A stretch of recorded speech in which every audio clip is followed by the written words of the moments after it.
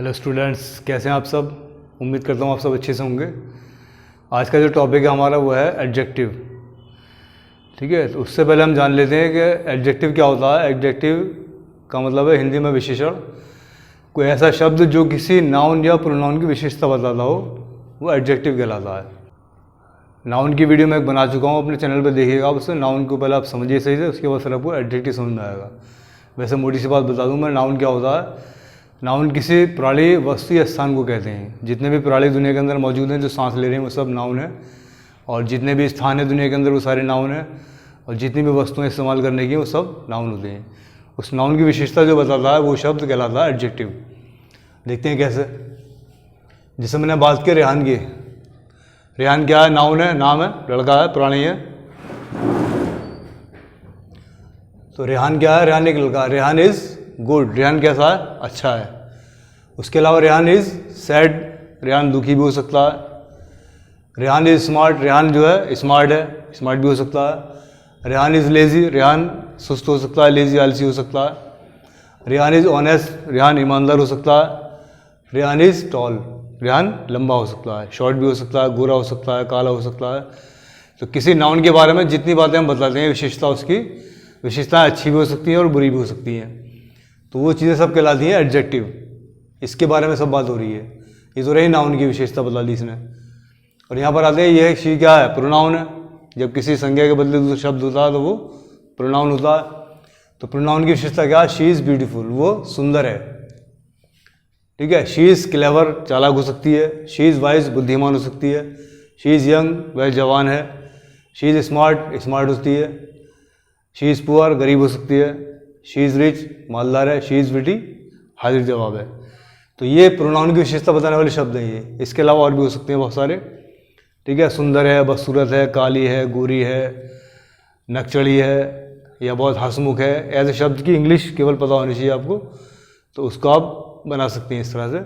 तो ये प्रोनाउन की विशेषता बताने वाले शब्द जो हैं वो सब सारे सारे एडजेक्टिव हैं ये। तो ये सेंटेंस है, आई एट बॉइल्ड एग। मैंने क्या खाया? उबला हुआ अंडा खाया। तो अंडे की कंडीशन बदल गई यहाँ पर। ये कैसा हुआ? एग कैसा था वो?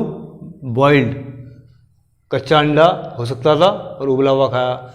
तो कच्चा अंडा होना और पका अंडा होना, कच्चा और पक्का जो शब्द है वो उसके एडजेक्टिव हैं। अंडा क्या चीज़ है? खाने की वस्तु है, और उसके बारे में बता रहे हैं कच्चा अंडा है, पका अंडा है, उबला हुआ अंडा है, सस्ता अंडा है, महंगा अंडा है, सफ़ेद रंग का अंडा है, पीले रंग का है, काला है, फिरोजी है। तो उसके अंडे के बारे में जो विशेषता बताने वाले शब्द होंगे वो सारे एडजेक्टिव कहलाएंगे ये। दूसरा है, यू थ्रू रॉटन एप मैंगो। रॉटन का मतलब यहाँ पर सड़ा हुआ। आपने फेंक दिया क्या? सड़ा हुआ आम फेंक दिया। तो आम के कैसा आम था वो? आम क्या खाने की वस्तु है, नाउन है। कैसा था वो? रॉटन, सड़ा हुआ था ये। तो इसके बारे में विशेषता बता रहा है शब्द ये वाला, ये सड़ा हुआ आम था। ठीक है। यहाँ पर देखते हैं, he did not by torn kite. उसने नहीं खरीदी क्या? फटी हुई पतंग। पतंग कैसी थी? फटी हुई। तो नाउन की विशेषता बता रहा है शब्द ये वाला ये। नई पतंग हो सकती थी, पुरानी हो सकती थी, महंगी हो सकती थी, सस्ती हो सकती थी। तो ये जितने भी काइट के बारे में बात आएंगी, महंगी, सस्ती, नई, पुरानी, लाल, सफ़ेद, हरी, वो सारे शब्द यहाँ पर एडजेक्टिव कहलाएंगे। अब हम देखते हैं यहाँ पर फ़र्क क्या है। तो ये जो है वर्ब की थर्ड फॉर्म है यहाँ पर ये। तो वर्ब की थर्ड फॉर्म सेंटेंस में प्रयोग करते हैं हम चुका चुके वाले में, उसमें हैज़ के बाद थर्ड फॉर्म आती है, हैज़ के बाद में। लेकिन यहाँ पर क्या है, सेंटेंस यहाँ पर इसका सेंस इस शब्द का अलग है। तो एक ही शब्द जो है वो, चाहे वो वर्ब हो या दूसरे शब्द हो, वो जो है सेंटेंस में क्या काम कर रहा है जब पता लगता है। तो यहाँ पर है तो ये थर्ड फॉर्म वर्ब, लेकिन यहाँ पर ये एडजेक्टिव का काम कर रहा है इस सेंटेंस में। ऐसे यहाँ पर रॉट होना, सड़ना होता है, वर्ब ये भी। तो रोटेन वर्ब की थर्ड फॉर्म है, रोटेन मैंगो, सड़ा हुआ आम। तो ये शब्द यहाँ पर है तो थर्ड फॉर्म, लेकिन इस सेंटेंस में इसकी विशेषता बता रहा है, इसलिए यहाँ पर ये एडजेक्टिव का काम कर रहा है। ऐसे यहाँ पर टीयर का मतलब फाड़ना, टीयर, टोर, टॉर्न। तो ये थर्ड फॉर्म आ रही है वर्ब की। तो ये लेकिन यहाँ पर ये कंडीशन बता रहा है पैरेंट इसी काइट की, कैसी काइट है वो? फटी हुई पतंग है। तो यहाँ पर ये शब्द जो है इस टाइम एडजेक्टिव का काम कर रहा है। तो सेंटेंस पर डिपेंड करता है कि हम क्या बना रहे हैं। ठीक है। यहाँ देखते हैं आगे, don't jump from moving train. मत कूदो कैसे? चलती हुई गाड़ी से। तो ट्रेन क्या चीज़ है? नाउन है। कैसी विशेषता है? चलती हुई गाड़ी है। रुकी हुई गाड़ी हो सकती थी, सुस्त गाड़ी हो सकती थी, तेज़ चलने वाली हो सकती थी। तो यहाँ पर मूविंग ट्रेन का मतलब यहाँ पर चलती गाड़ी से मत कूदो, तो ये शब्द यहाँ पर एडजेक्टिव का काम कर रहा है तो वर्ब की आईएनजी फॉर्म है, लेकिन सेंटेंस पर डिपेंड करता है कि यहाँ पर क्या हम उसका प्रयोग कर रहे हैं। तो नाउन की विशेषता बता रहा है चलती गाड़ी। अगले में grand mother would tell interesting stories. ठीक है, दादी माँ इंटरेस्टिंग स्टोरीज सुनाया करती थी। तो स्टोरी क्या चीज़ है, नाउन है, कहानी है। ये शब्द क्या है, ये इसकी विशेषता बता रहा है, इंटरेस्टिंग, मनोरंजक है तो आईएनजी फॉर्म में, लेकिन यहाँ पर सेंस का आ रहा है, यहाँ पर एडजेक्टिव का काम कर रहा है। क्लोज द रनिंग टैप, यानी जैसे टंकी खुली छोड़ देते हैं पानी की, तो उसको बंद करने के लिए करें क्लोज द रनिंग टैप, यानी चलते हुए नल को बंद कर दो, जो बहरहाल फालतू बेकार। तो यहाँ पर ये है तो आईएनजी फॉर्म, लेकिन यहाँ पर टैप कैसा है, वो नाउन है, ये कैसा टैप है, चलता हुआ, बहता हुआ। तो यहाँ पर ये आईएनजी फॉर्म जो है वर्ब की रनिंग जो है ये एडजेक्टिव का काम कर रही है। ठीक है, तो थर्ड फॉर्म भी हो सकती है, आईएनजी भी हो सकती है, और कैसे भी शब्द हो जो किसी नाउन की विशेषता बताता है या प्रोनाउन की, वो एडजेक्टिव बन जाता है उस सेंटेंस के अंदर। आगे देखते हैं, शी हैज़ ए चैन, उसके पास एक चैन है, जो गले में डालते हैं chain, which is made of gold, जो सोने की बनी है। ये जो पूरा सेंटेंस है, ये पूरा ये इसके बारे में कह रहा है, चैन के बारे में। चैन कैसी है, जो सोने की बनी है। चांदी की भी हो सकती थी, चांदी की बनी हुई चैन है, गिलेट की हो सकती थी, पीतल की हो सकती थी। तो यहाँ पर ये जो है चैन की विशेषता बता रहा है, चैन कैसी है, विच इज़ मेड ऑफ गोल्ड। तो ये पूरा शब्द, पूरे सेंटेंस जो है ये ग्रुप आपको दिख रहा है, पूरा का पूरा एडजेक्टिव है ये। ठीक है, पूरा एडजेक्टिव कहलाएगा। इस चैन के बारे में विशेषता बता रहा है, कैसी चैन है वो। This is the boy whose father is a doctor, ये वो लड़का है जिसके पिताजी डॉक्टर हैं। तो लड़का क्या नाउन है, इस नाउन की विशेषता बता रहा है ये, कि जिसके पिताजी डॉक्टर हैं। किसके, इस नाउन के, इस बॉय के, इसके बारे में पूरी विशेषता बता रहा। तो ये शब्द पूरा का पूरा यहाँ पर ये एडजेक्टिव का काम कर रहा है।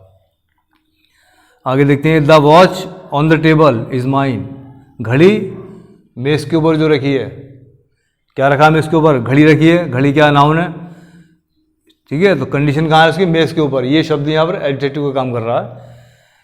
ठीक है, the watch on the table is mine, तो कुछ भी कंडीशन बन सकती है, प्रीपोजिशन आ जाए, एनजी फॉर्म आ जाए, थर्ड फॉर्म आ जाए, तो उसकी हिंदी बना के देखते हैं कि कहाँ पर इसका फ़र्क पड़ रहा है। तो जिस शब्द का असर सीधे सीधे नाउन पे पड़ता हो, नाउन की विशेषता बता दो, उसकी क्वालिटी बता दो, तो वो शब्द कहलाता है एडजेक्टिव। जैसे ये सवाल कठिन है, सवाल क्या चीज़ है, नाउन है, कठिन का मतलब है difficult, this is difficult question.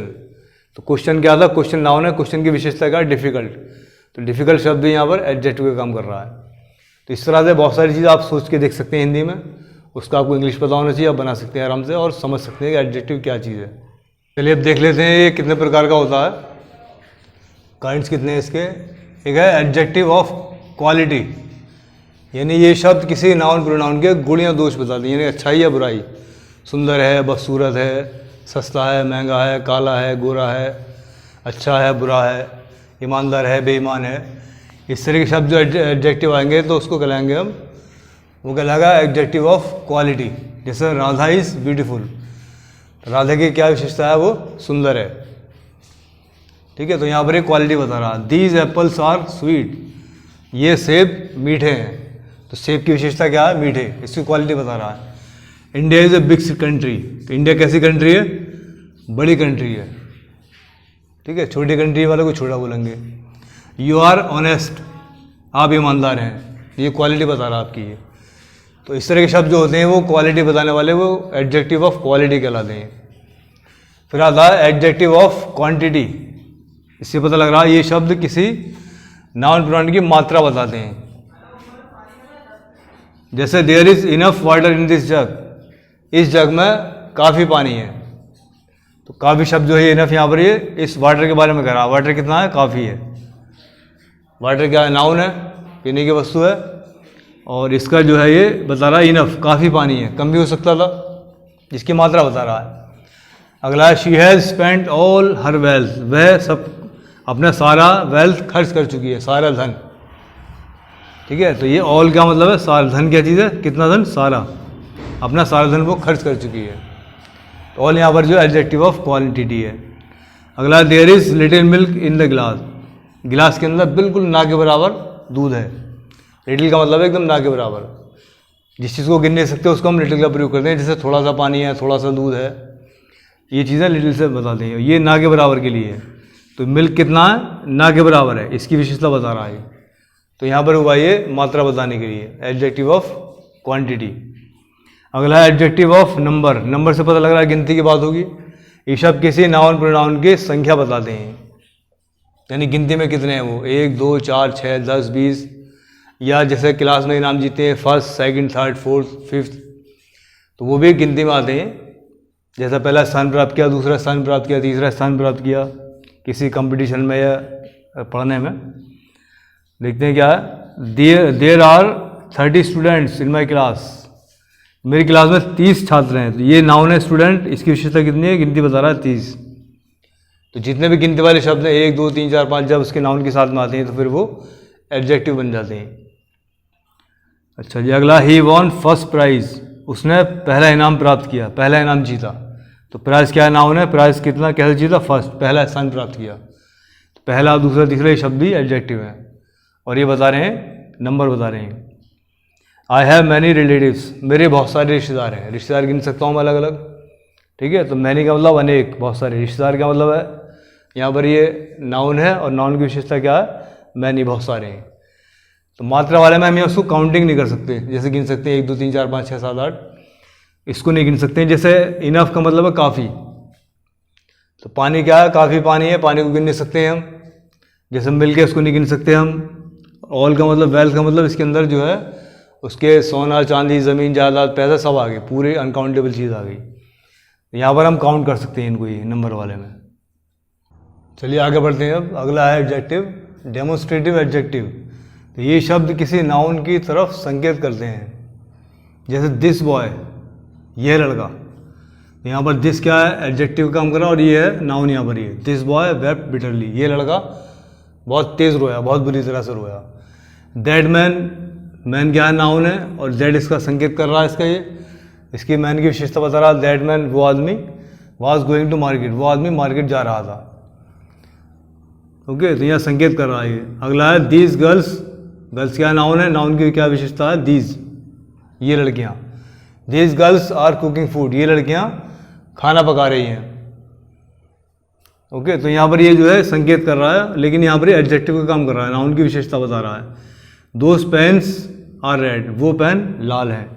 तो पेन क्या नाउन है, पेन की विशेषता क्या, दूर, संकेत हो रहा है दूर का। तो एक वस्तु के लिए दैट का प्रयोग करते हैं, दूर का संकेत, और बहुवचन के लिए दोज लगाते हैं। ऐसे ही पास का संकेत में दिस लगा दें एक के लिए, और दिस लगा दें एक से अधिक के लिए। अच्छा, मैंने पिछले वीडियो में आपको बताया था प्रोनाउन में दिस और दैट प्रोनाउन भी होते हैं। तो सेंटेंस देखना पड़ता है पढ़कर किस टाइप का है। ये देखिए, दिस इज़ ए कार, ये कार है। तो यहाँ पर दिस इस सेंटेंस में ये प्रोनाउन का काम कर रहा है, उस कार को इशारा कर रहा है। कार क्या वस्तु है, कार का इशारा बोला दिस, कार को दिस बोल दिया, तो यहाँ पर ये होगा pronoun. That was my car, वो मेरी कार थी। तो इसमें फ़र्क क्या है दोनों में, अगर दिस दैट के बाद में वर्ब आ रही हो तो होता है वहाँ पर वो प्रोनाउन, क्योंकि दिस दैट सब्जेक्ट का काम कर रहे हैं। सब्जेक्ट क्या होता है, या तो नाउन होता है या प्रोनाउन सब्जेक्ट होता है, ये दो चीज़ सब्जेक्ट बनती हैं। तो प्रोनाउन सब्जेक्ट का काम कर रहा है यहाँ पर ये। ओके, और यहाँ पर क्या है, हम देखते हैं इसके बाद यहाँ पर क्या आ रहा है, जिसके बाद में यहाँ पर नाउन आ रहा है। दिस का मतलब दिस दैट जितने भी हैं, इसके तुरंत बाद अगर यहाँ पर नाउन आता तो कहलाएगा एडजेक्टिव इस सेंटेंस के अंदर। और यहाँ पर ये इसके बाद में आगे वर्ब तो हो गया यहाँ पर ये प्रोनाउन। तो एक ही शब्द कई तरह के काम करता है, देखना पड़ता है कि सेंटेंस में किस टाइप से इसका इस्तेमाल हो रहा है। ओके, आगे बढ़ते हैं। अगला है इंटरोगेटिव एडजेक्टिव।